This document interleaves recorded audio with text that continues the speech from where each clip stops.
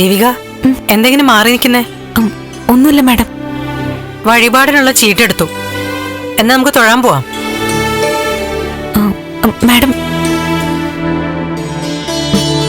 ദേവിക, നിന്നോട് എനിക്കുള്ള നന്ദിയും സ്നേഹവും തീർത്താ തീരാത്തതാ.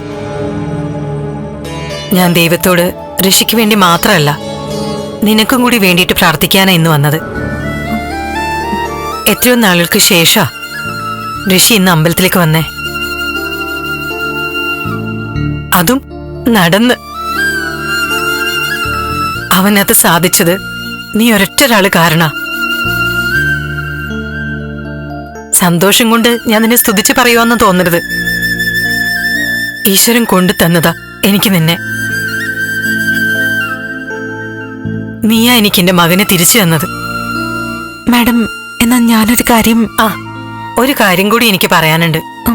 എന്താ? നീ എന്നോട് മുമ്പ് ചോദിക്കുമായിരുന്നു ഋഷിയുടെ കാര്യം ഹസ്ബൻഡിനെ അറിയിച്ചോട്ടെ എന്ന്. പറയാൻ പാടില്ലെന്ന് ഞാൻ താലി തൊട്ട് സത്യം ചെയ്യിപ്പിച്ചു. പക്ഷെ ദേവിക, ഇനി നീ ഒന്നും മറച്ചു വെക്കണ്ട. എല്ലാം നീ അറിയിച്ചോളൂ.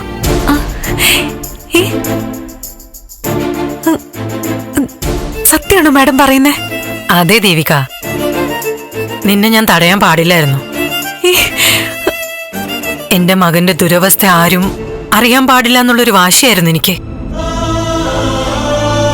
ഇതുവരെ വല്ലാത്തൊരു മാനസികാവസ്ഥയിലായിരുന്നു. ഇപ്പൊ മനസ്സ് തെളിഞ്ഞു തുടങ്ങി. മാഡം, എനിക്ക് എങ്ങനെ നന്ദി പറയണമെന്ന് അറിയില്ല. വാസ്തവത്തിൽ ഇന്നിവിടെ തൊഴുത ശേഷം മാഡത്തിനോട് അനുവാദം ചോദിക്കാൻ വേണ്ടി ഞാൻ തീരുമാനിച്ചിരുന്നതാ. വല്ലാത്ത അതിശയായിപ്പോയി. അങ്ങനെയാണോ? അതെ മാഡം. അപ്പോ അതിനർത്ഥം നമ്മൾ ചിന്തിക്കുന്നത് ഒരേ രീതിയിലാണെന്നാ. നമ്മുടെ മനസ്സ് ഒന്നാന്നാ.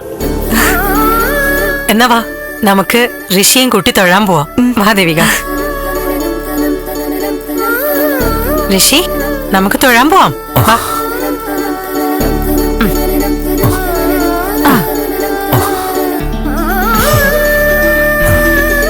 നടക്ക്. സൂക്ഷിച്ച്.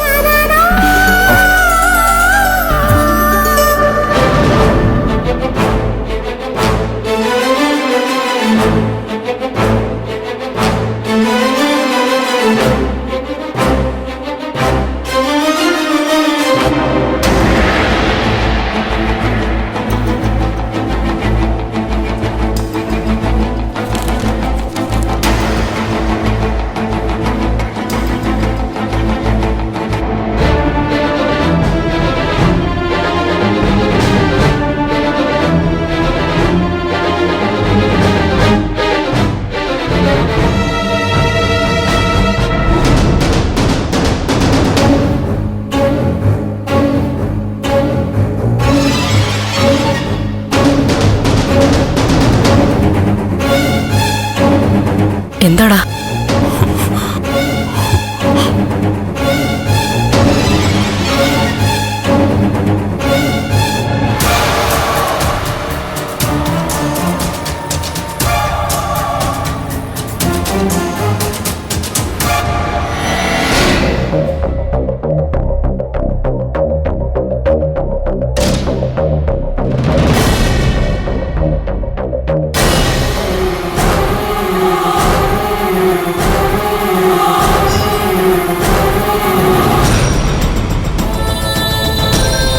നന്ദ, എന്താ മോനെ? എന്താടാ? എന്താ നിന്റെ മുഖമല്ലാതിരിക്കുന്നേ? അവളെന്നെ ചതിച്ചമ്മേ. എന്താ? ആര് ചതിച്ചു എന്നാടാ? അവള് ദേവി. ഫ്ലവേഴ്സ് ഒരുക്കുന്ന കാഴ്ച വസന്തം യൂട്യൂബിൽ പ്രേക്ഷകർക്ക് ലൈവായി കാണാം. ഫ്ലവേഴ്സ് കോമഡിയിൽ ജോയിൻ ചെയ്യൂ, ആസ്വദിക്കൂ.